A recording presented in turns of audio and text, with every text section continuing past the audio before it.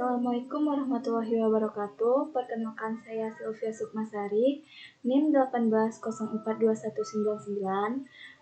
Di video kali ini saya akan membahas mata kuliah Manajemen Risiko dan Kebencanaan. Saya akan membuat video untuk memenuhi tugas saya pada pertemuan ke-9 dengan Bapak Lip Permana. Di video kali ini saya akan membahas 3 poin. Poin yang pertama yaitu kapabilitas dinamis organisasi, yang kedua institutional theory, yang ketiga networking theory. Yang pertama yaitu kapabilitas dinamis. Kapabilitas menurut Grant pada tahun 1991, ia mengatakan bahwa dari sekelompok sumber daya untuk melaksanakan beberapa tugas atau aktivitas, kapabilitas melibatkan pola kompleks dari koordinasi antara manusia dengan sumber daya lainnya. Kapabilitas juga terbentuk dari suatu kegiatan rutin, sehingga kemudian membentuk kemampuan dan keahlian tersendiri.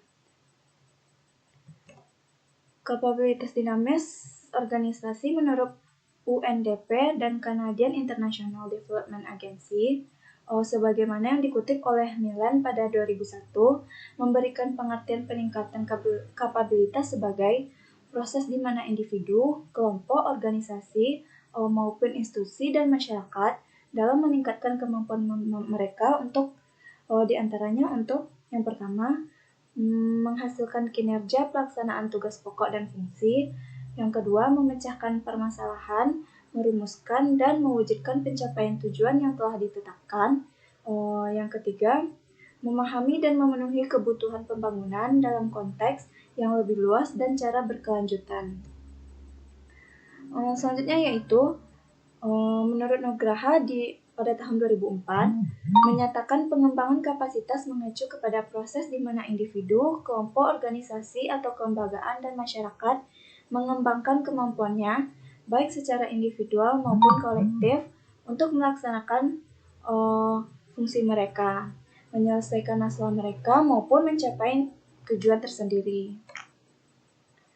Selanjutnya yaitu menurut UNDP pada tahun 1999 di dalam buku Nugraha tahun 2006 ada 3 tingkatan kapabilitas kelembagaan yang harus memadai agar proses kelembagaan yang menjalankan menjadi sangat kokoh. Di antaranya yaitu yang pertama sistem, organisasi, maupun individu. Selanjutnya yaitu konsep kapabilitas dinamis memiliki 3 elemen dasar. Di antara 3 elemen tersebut adalah yang pertama sensing, yang kedua seizing, yang ketiga transforming. Sensing merupakan aktivitas untuk mengidentifikasi apa yang terjadi di lingkungan. Selanjutnya, yang kemudian diterjemahkan ke dalam aktivitas rutin atau disebut juga dengan seizing, sehingga organisasi mampu berubah atau bertransformasi menyesuaikan kondisi baru yang disebut dengan transforming. Yang kedua yaitu institutional theory atau teori kelembagaan. Merupakan terbentuknya organisasi karena adanya tekanan lingkungan institusional yang menyebabkan terjadinya institusionalisasi. Zucker pada tahun 1987 di dalam Donaldson 95 menyatakan bahwa ide atau kegagasan pada lingkungan institusional yang membentuk bahasa dan simbol yang menjelaskan keberadaan organisasi dan diterima sebagai norma dalam konsep organisasi tersebut. Menurut Maggie dan Powell pada tahun 83, di dalam bukunya Donaldson pada tahun 1995, organisasi terbentuk oleh lingkungan institusional yang ada di sekitar mereka. Ide-ide yang berpengaruh kemudian diinstitusionalkan dan dianggap sah dan diterima sebagai cara pikir ala organisasi tersebut. Kekuasaan dari teori ini terletak pada paradigma norma maupun legitimasi, cara berpikir dan semua fenomena sosial yang konsisten dengan instrumen teknik pada organisasi. Selanjutnya yaitu prinsip dasar teori ini adalah menyatakan bahwa kelangsungan hidup organisasi membutuhkan organisasi untuk menyesuaikan diri terhadap norma sosial dan perilaku yang dapat diterima. Analisis teori ini dalam level lingkungan adalah berupaya untuk menjelaskan mengapa banyak sekali organisasi yang terlihat sama atau mirip. Hal ini bertujuan untuk menjawab masalah fundamental pengaruh lingkungan atas organisasi, di mana lingkungan mempengaruhi struktur organisasi, proses, dan outcome-nya. Selanjutnya yaitu institutional theory.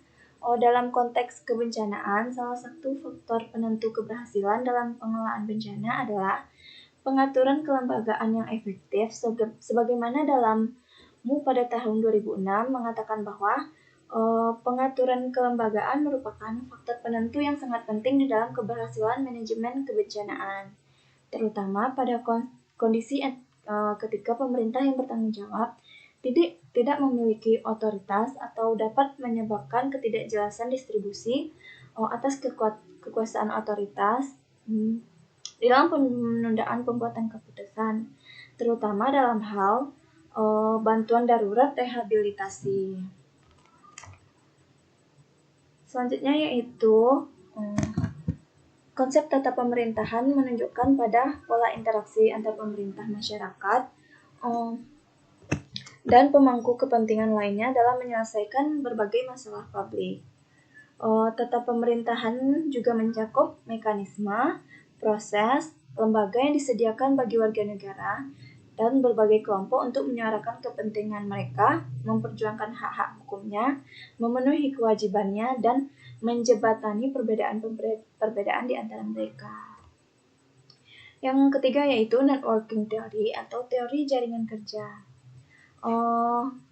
Teori ini merupakan salah satu analisis teknik riset yang berhubungan dengan manajemen proyek.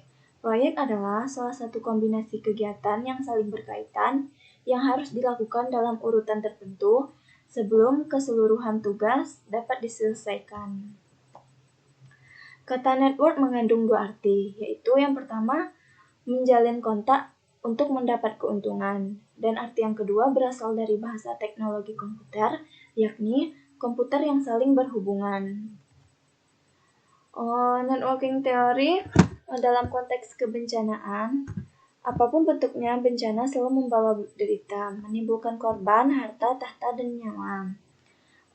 Menghancurkan tatanan ekonomi, membentuk pribadi yang traumatis, dan banyak hal lain yang diidentifikasikan kerentanan diri sebagai sebuah bangsa. Sering situasi bencana melandasi kondisi masyarakat, menjadikan sebagai common and public problem yang menuntut kehadiran tindakan intervensi kolektif sebagaimana menjadikan domain administrasi publik.